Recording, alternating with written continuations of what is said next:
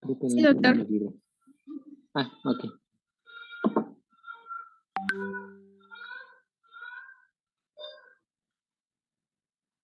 Le comentaba que si gusta que vayamos empezando. Sí, ya empiecen. Ok. Hola, buenas tardes, compañeros. Nosotras somos el equipo 10 y les vamos a presentar el síndrome urticariforme. El día de hoy vamos a ver desde definición hasta su tratamiento. ¿Qué es el síndrome urticariforme? Pues este va a ser conocido también como erupción en ortiga y viene del latín de la palabra urticaria que significa ortiga. Este síndrome ya pues ha tenido sus primeros registros desde la antigua China, donde se comparaba las lesiones de la flor ortiga con lo que causaba en la piel este eritema, estabón que se va a caracterizar este síndrome por presentar zonas reactivas en la piel y en las mucosas al contacto, ya sea por presión, por frío, por calor, y estas van a ser en frecuencia muy pruriginosas y generalmente no tienen manifestaciones sistemáticas. Este solamente puede llevar hasta un 20 o 30% de la población y generalmente no puede progresar a anafilaxis.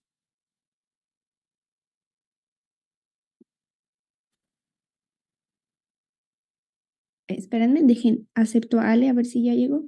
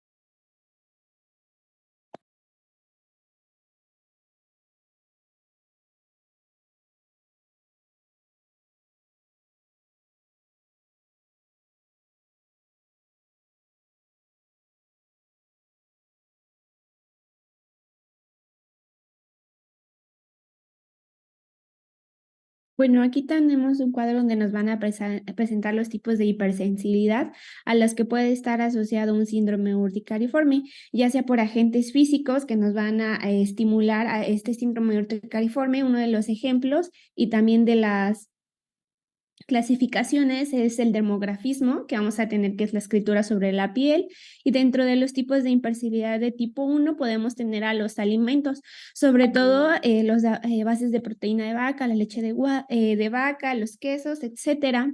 Dentro de estos, pues va a ser más común en la edad pediátrica, mientras los mediados por hipersensibilidad de tipo 3 van a ser más común en la adolescencia.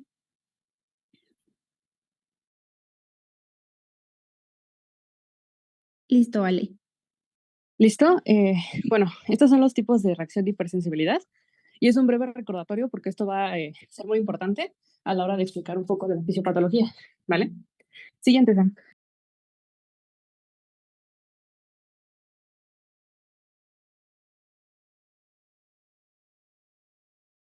Y para tener otro concepto claro, es urticaria, que este va a ser el proceso inflamatorio de la piel, y la manifestación típica o la que siempre vamos a encontrar va a ser este abón que tenemos en la imagen que se ve. Espérenme, dejen admito a esta compañera, que se va a ver rodeado de un halo eritematoso y alrededor podemos ver eritema, irritación de la piel, cambios en la coloración e incluso hasta en la temperatura. Este siempre va a ser pruriginoso y va a solo afectar las capas superficiales de nuestra piel a comparación de un angiodema. ¿Qué tenemos como epidemiología dentro del síndrome urticariforme? Este se va a presentar hasta un 20% en la población general, pero pues a quienes van a afectar más en una edad de un pico de 18 a 29 años y mayor a los 50 años. Vamos a tener que se presenta más en adultos que en los niños y con un porcentaje elevado en las mujeres. Dentro de las lesiones elementales que tenemos que describir en el síndrome urticariforme van a ser la urticaria, que representa el 40% del síndrome, el angiodema, que es cuando ya afectan las capas más superficiales de la piel, hasta un 10%, y que se presente un angiodema más una urticaria en un 50%, que esta va a ser la clínica base. Y pues sobre todo también el prurito, que siempre va a ser característico de estas lesiones.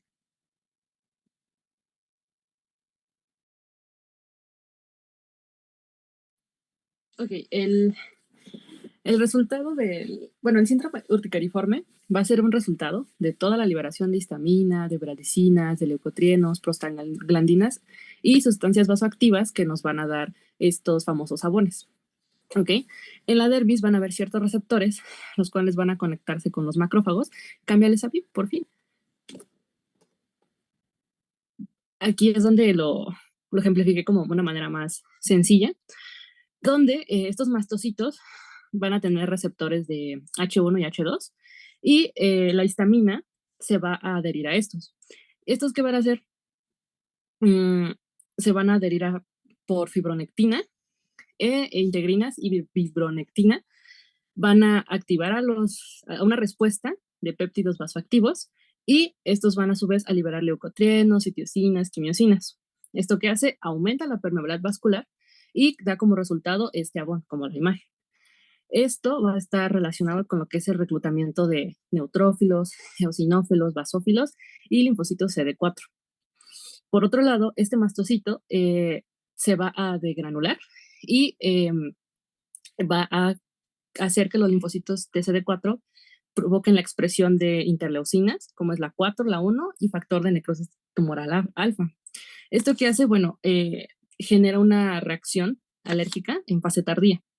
Siguiente. Esta es la fisiopatología inmunológica. La no inmunológica, o como yo la encontré, que era la asociada a crónica, recidivante y la que es resistente a tratamiento.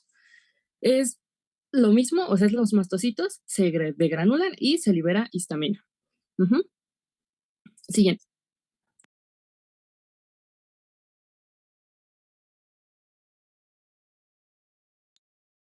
¿Cuáles van a ser las manifestaciones clínicas en general de nuestro síndrome? Pues va a ser que puede estar ser generalizada o no, localizada en una sola parte del cuerpo. ¿Cuánto va a tener el tiempo de evolución para decir si es aguda o crónica, o si va a presenciar prurito para hacer diagnóstico diferencial con otras enfermedades exantemáticas?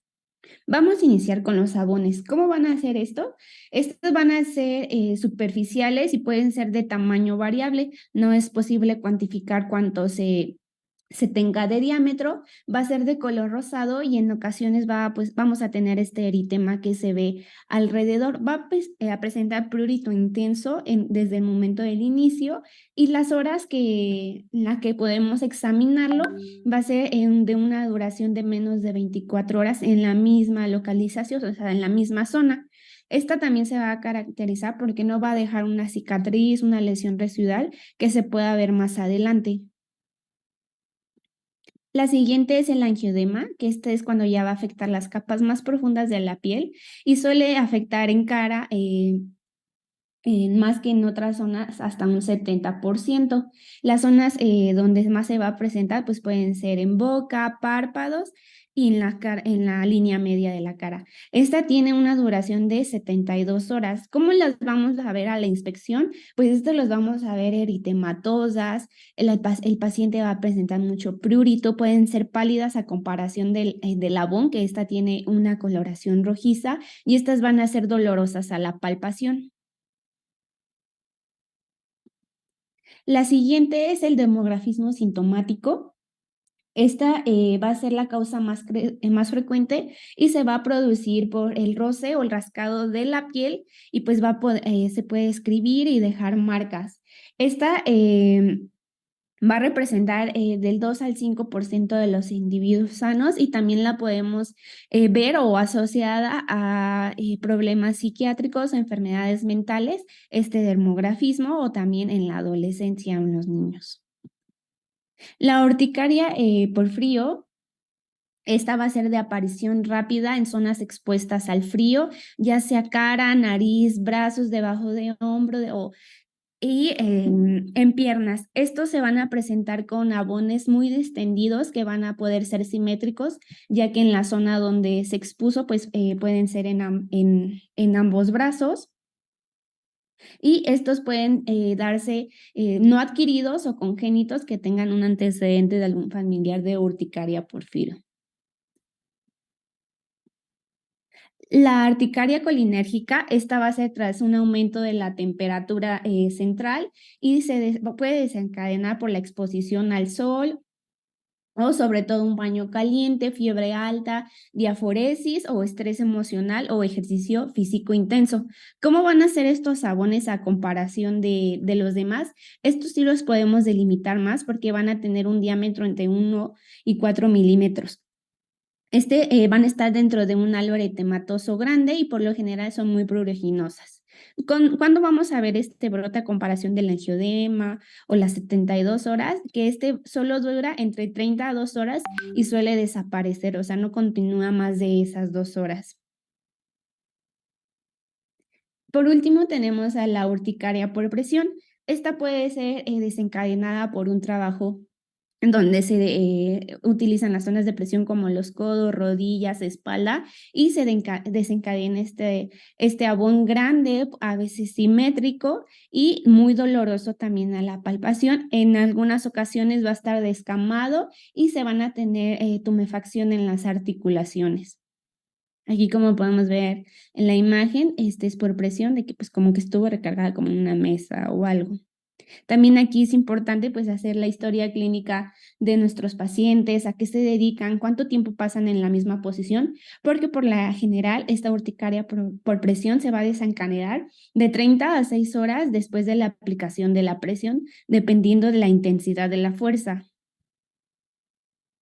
¿Cuáles van a ser nuestros factores etiológicos? Pues vamos a tener desde los medicamentos, alimentos. Ay, se cambió. Aquí está. Por ejemplo, en los medicamentos, pues debemos ver lo que les mencionaba, ¿no? De reacciones de hipersensibilidad de tipo 1, como los alimentos, incluso también tenemos hasta infecciones del sistema, hepatitis vírica, también depresión inmunológica, factores físicos, que pues es la urticaria por presión y también factores externos como la urticaria por frío, en enfermedades sistémicas, la policitemia, y dentro de los factores psicológicos y psiquiátricos, pues también las enfermedades mentales. ¿Cómo vamos a clasificar a la urticaria? Vamos a tenerla en la aguda, vamos a leer el cuadro de izquierda a derecha y la vamos a tener en aguda y crónica. ¿Cuál va a ser nuestra urticaria aguda? Esa que dura menos de 6 semanas consecutivas, es decir, que siempre se presenten los sabones o la urticaria o el angiodema en semanas consecutivas. ¿Cómo van a ser pues las lesiones o cómo las podemos caracterizar en esta urticaria? Estas aparecen a los pocos minutos y aumentan de tamaño poco a poco que aumenta el tiempo, pero estas van a desaparecer en las 24 horas y no van a dejar lesiones en la piel. Esta puede afectar cualquier zona. Y aquí vamos a tener que la aguda pues se puede presentar más urticaria por presión porque pues se va a quitar y no va a dejar lesión. Por lo regular, las zonas más afectadas durante la urticaria aguda pues vamos a tener los labios, párpados e incluso genitales. ¿Qué pues divisiones podemos tener aquí o qué causas entran dentro de la urticaria aguda? El síndrome urticariforme causado por infecciones de hepatitis A o B, reacciones mediadas por IgE de alimentos, fármacos y picaduras de insectos, ya que estas tienen una resolución en menos de 24 horas, a comparación de nuestra urticaria crónica, que va a durar más de 6 semanas. Esta va a ser de aparición súbita de los sabones y el angiodema va a ir afectando más zonas cada vez y se va a volver el eritema más grande. Dentro de la clasificación de esta podemos tener dos causas. Si es espontánea, que no tenemos un agente causal que nos determine qué la provocó, Por ejemplo, aquí tenemos enfermedades autoinmunes, infecciosas, que pues debido a la reacción del sistema inmune puede desencadenarnos una reacción a provocar el síndrome urticariforme, y dentro de la inducible es que si tengamos una causa de las que les había mencionado anteriormente, que sea por calor, dolor o frío, que puede ser adquirido o congénito, por versión o contacto o demografismo. Y el desencadenante va a ser específico, mientras que acá puede ser inespecífico, sin tener unas de estas causas o de las divisiones de la urticaria, e investigar que tenga lo anterior, si consumió algún fármaco, etcétera. Ahora, la parte importante del diagnóstico es la historia clínica.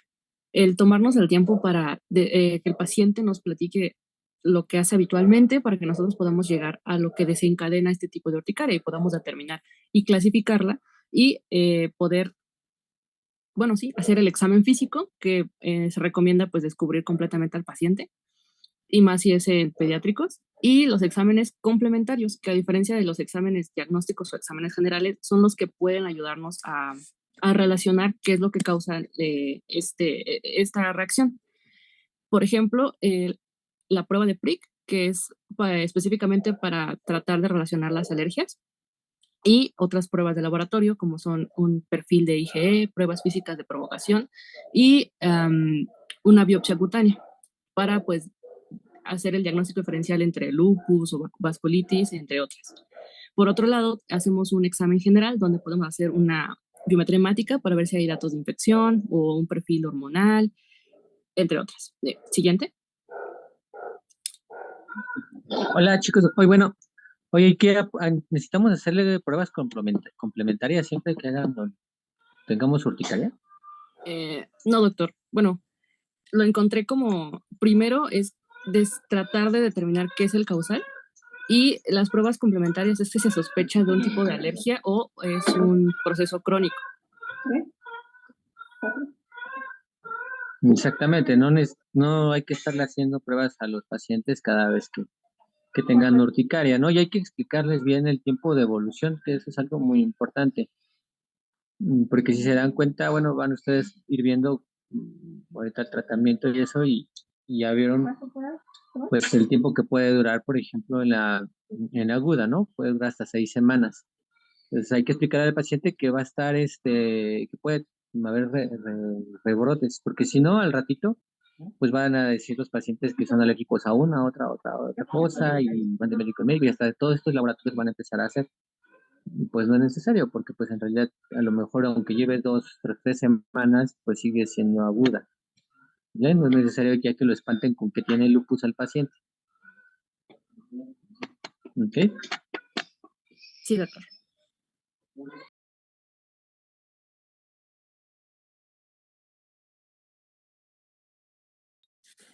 Y con estas tablitas nada más evaluamos el qué tanto afecta su vida de nuestro paciente, la urticaria, y va de leve, moderado a intenso, y si, pues sí, si se presenta cuando está en el trabajo o cuando está dormido, si le da el prurito le genera vergüenza, y bueno, y si hay algún tipo de limitación estética. Siguiente. Aquí les puse unas imágenes de los que son las pruebas de PRIC y el cómo se toma la biopsia de piel. Siguiente. Ahora, el tratamiento. Primero, determinamos qué es lo que le causa, pues sí, la urticaria a nuestro paciente. Y es principalmente el manejo de una urticaria crónica, es con antihistamínicos. Si no me recuerdo, son de primera línea. No, perdón, de segunda generación. Y eso es para aliviar los síntomas, que es principalmente el prurito. Después se puede ocupar antihistamínicos de segunda línea con ciclos de esteroides, y se puede considerar aquí en este punto antileucotrienos. Por otro lado, si el paciente no mejora, se le refiere al especialista y se les inician cicloesteroides también.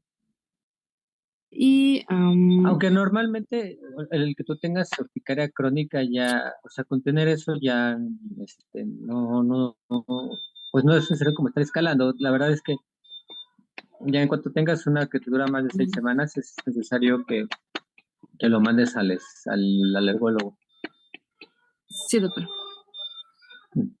Sí, la prednisona son los principales esteroides que encontré y los tipos de antihistamínicos encontré varios, desde clorfenamina, loratadina, pero el que más recomendaban en general de segunda línea era la levocetiricina, porque no refiere que tiene menos efectos secundarios y como no cruza la barrera hematoencefálica y todo eso, no les genera somnolencia a los pacientes. Y bueno, dentro de las medidas es evitar los factores que agraven la enfermedad, como puede ser alcohol, estrés, o, y también encontrar algo importante, es que tienes que, en tu dieta diaria, tienes que obviamente deshacerte de todo aquello que te genere esta irritabilidad. Y hidratación con soluciones antipruriginosas, con calamina o con mentol, y hidratación en general. Ujú. Esos son los que les digo, de los antihistamínicos que se recomiendan y sus dosis y algunas condiciones que pueden requerir un ajuste. A veces, por ejemplo, es difícil cuando los pacientes llegan después de un tratamiento médico, mm, de que estaban con una infección de vías respiratorias y de pronto empezaron a hacer urticaria. Porque pueden pensar ustedes que a lo mejor es por algún medicamento que están tomando.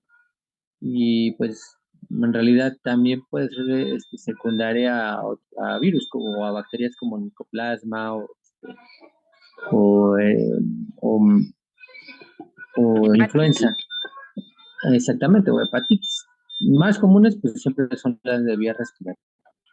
Entonces que obviamente que de pronto que es muy común o es muy dado que pensemos que es por un medicamento. Ahí es muy importante que ustedes le pregunten exactamente a los pacientes qué medicamento les están dando y pues cuántas veces lo ha tomado, aunque puedes hacerlo de primera, de segunda, de tercera vez que lo hayas tomado, pero en realidad lo ideal es pues quitar lo más que se pueda de medicamentos. ¿Cuáles son los que más ocasionan, cuáles son los antibióticos que más ocasionan urticaria?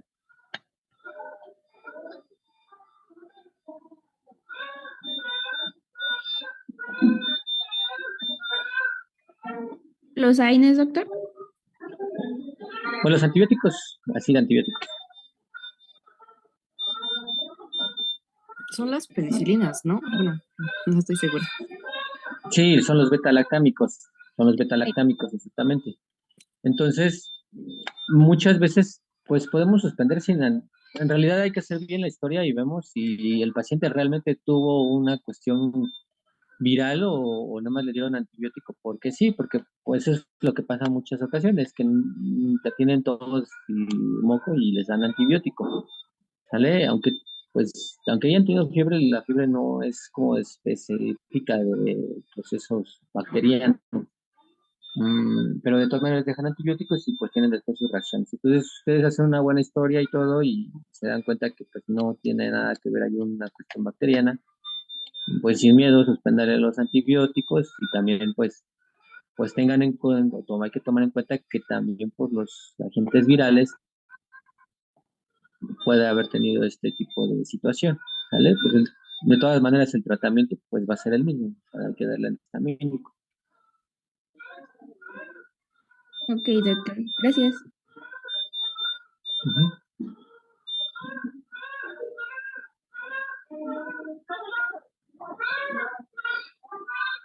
Y bueno, este algoritmo que les puse. Y acuérdense, por ejemplo, ajá, a ver, regresa el tantito.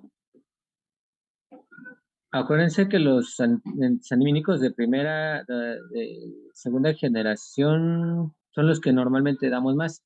Los de primera generación pudiéramos, a lo mejor se lo pudieras indicar a tu paciente para que pueda conciliar el sueño, porque pues sí tienen efectos sedantes, ¿vale? Como la clorfenamina, la fluoxetina, pero eviten usarlo en menores normalmente no se deja en menores de 6 años de edad, ¿vale? Porque sí, lo se da demasiado. Hay que tener cuidado con esos, siempre hay que tener cuidado con los antihistamínicos Sí, de primera generación de pacientes pequeñitos, ¿vale? Y podrían hacer a lo mejor una combinación inicial y ya que el paciente no tenga tantas recaídas, pues dejarlo nada más con la segunda generación. ¿Cuánto tiempo? ¿Cuánto tiempo hay que darles tratamiento?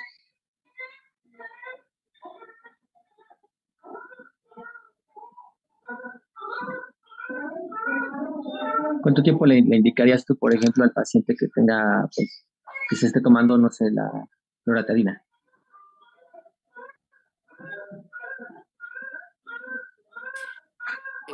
Pues podrían ser 6 semanas, doctor. Pues sí tendrías que dejarle ese tiempo, porque si tú lo dejas normalmente van a, igual, cuando ustedes empiezan a dar en sus prácticas, se van a empezar a dar cuenta de muchas cosas que de pronto les llegan de otros médicos. Entonces es muy común que a veces les dejan nada más 5 días. Pues obviamente que eso no va a ser suficiente, ¿no? Porque ya vieron ustedes que este padecimiento, pues de la característica es de las ronchas que aparecen y desaparecen, ¿no? Entonces puede ser que le hayan desaparecido de pronto y al ratito ya suspendieron todo y otra vez. Y los pacientes pueden empezar a pensar que es por determinado agente, ¿sale? Porque es lo que están cerca cuando les apareció, pero no, en realidad no tiene nada que ver, sino más bien es que así es la enfermedad, desaparece, desaparece, desaparece, desaparece. ¿Bien? Sí, Sí, doctor. doctor. Mm. Y bueno, en este algoritmo pongo como el uso de los antihistamínicos, se evalúa en 4 semanas y se puede, sí, valorar si puedes pasar a los que son los corticosteroides o no, o se puede mantener el manejo con antihistamínicos nada más. Siguiente.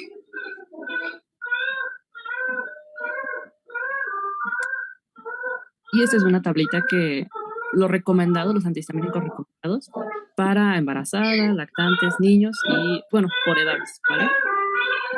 Siguiente.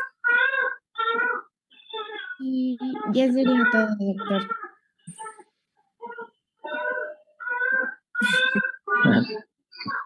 Bueno, muy bien. Muchas felicidades. Gracias, doctor. ¿Alguna Sí, duda que tenga? no, ya creo que esta es nuestra última clase. Ah, muy bien. Pues muchas felicidades. Que les deseo mucha suerte para su internado. A los que, si alguno viene para acá, pues ya saben cómo son, ¿no? Gracias, No sé si doctor. tengan alguna otra pregunta.